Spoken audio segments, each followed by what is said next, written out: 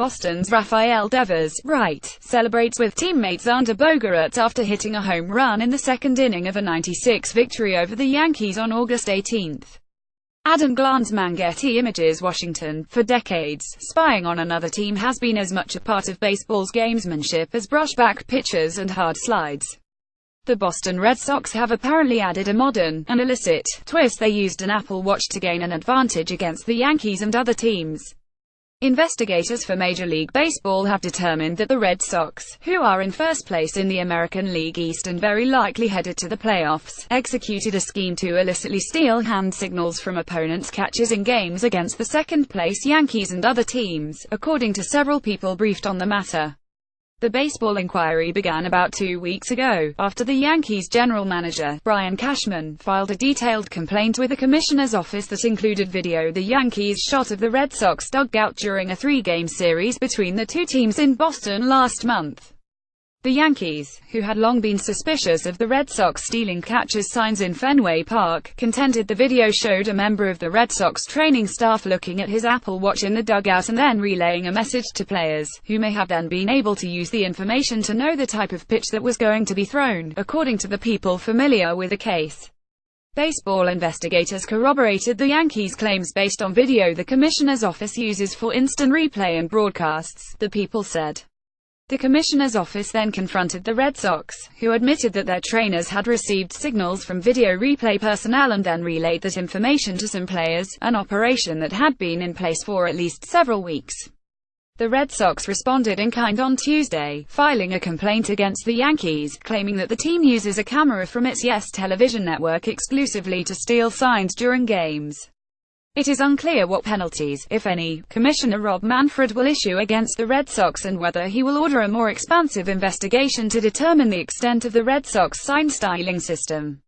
It is also unclear how he will proceed with the countercomplaint. "We will conduct a thorough investigation on both sides," Mr. Manfred said to reporters at Fenway Park, where he was present for an unrelated event.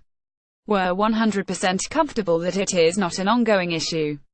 Mr. Manfred said he believed he had the power to punish teams in connection with such cheating. "Could it happen, you know? Is there the authority to do that? I think the answer to that, under the Major League Constitution, is yes," he said. "Has it ever happened with this type of allegation? I think the answer is, I know the answer is no, and the reason for that," he added, "is it's just very hard to know what the actual impact on any particular game was of an alleged violation." Boston's manager, John Farrell, said he was aware that the players were trying to steal signs but said that he did not know they were using electronics. "I'm aware of the rule," Mr. Farrell said. "Electronic devices are not to be used in the dugout. Beyond that, all I can say is it's a league matter at this point." Stealing signs is believed to be most effective when there is a runner on second base who can watch what hand signals the catcher is using to communicate with the pitcher and then relay to the batter any clues about what type of pitch may be coming. Such tactics are allowed as long as teams do not use any methods beyond their eyes. Binoculars and electronic devices are both prohibited as a means of communication. In recent years, as cameras have proliferated in major league ballparks, teams have begun using the abundance of video to help them discern opponents' signs. Some clubs have had clubhouse attendants quickly relay information to the dugout from the personnel monitoring video feeds. The information has to be rushed to the dugout on foot so it can be passed to the runner while he is still on second base. The Red Sox seem to shorten this communications chain, and more quickly get the information to the runner on second and the hitter at the plate, by sending information electronically to team members in the dugout. The Red Sox told league investigators that team personnel scanning instant replay video were sending the pitch signs electronically to the trainers, who then passed the information to players. As part of the inquiry, baseball investigators have interviewed the Red Sox team trainers and outfielder Chris Young, a former Yankees player. The Red Sox told league investigators that Mr. Farrell, Boston's president, Dave Dombrowski and other front office officials were not aware of the sign-stealing operation, the people said. Yankees pitcher Sonny Gray pitching in the first inning against the Red Sox on August 20. The Red Sox won that game, 51. Adam Glanzman. Getty Images. In the first game of the series in question, the first time the Red Sox got a runner on second was in the second inning. Rafael Devers promptly hit a home run, giving the Red Sox a 20 lead. The Red Sox went 5 for 8 in the first game when they had a man on second. Their success when they had a runner on second in the other two games was mixed: 1 for 6 in the second contest and 3 for 10 in the third.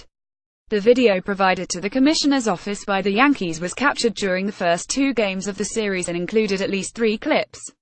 In the clips, the Red Sox assistant athletic trainer, John Jochum, is seen looking at his Apple Watch and then passing information to outfielder Brock Holt and second baseman Dustin Pedroia, who was injured at the time but in uniform. In one instance, Pedroia is then seen passing the information to Young. The Red Sox tactics will add to the long-standing rivalry with the Yankees, who closely trail them in the standings. Mr. Manfred is in a difficult position as he decides how to discipline the team and whether to continue investigating to try to determine if the Red Sox violated rules in other games this season and whether Farrell and other team personnel did know about the scheme. A decade ago, the NFL commissioner, Roger Goodell, hastily took away a first-round draft pick and fined the Patriots and their coach, Bill Belichick, before conducting a thorough investigation. When more evidence of cheating later emerged, Goodell was accused of trying to minimize the damage and protect one of the sport's premier franchises. Congress eventually got involved. In baseball, the most infamous incident involving sign stealing played out in 1951, when the New York Giants overcame a 13.5-game deficit over the final 2 months of the season to catch the Brooklyn Dodgers. The Giants went on to beat the Dodgers in a playoff for the pennant. 50 years later, the Wall Street Journal revealed that the Giants had spies at the Polo Grounds who used a telescope to steal signs from the opposing catcher, which were then relayed to Giants players from a backup player in the bullpen. In 1997, teams accused the Mets of planting small cameras near home plate in Shea Stadium to spy on catches. The Mets denied that they had used the cameras to try to steal signs, and the league did not take any action. More recently, the Philadelphia Phillies faced sign-stealing accusations in 2011. Several teams logged complaints with the commissioner's office that the team used binoculars and other unauthorized methods to steal signs. Major League Baseball never imposed sanctions on the Phillies.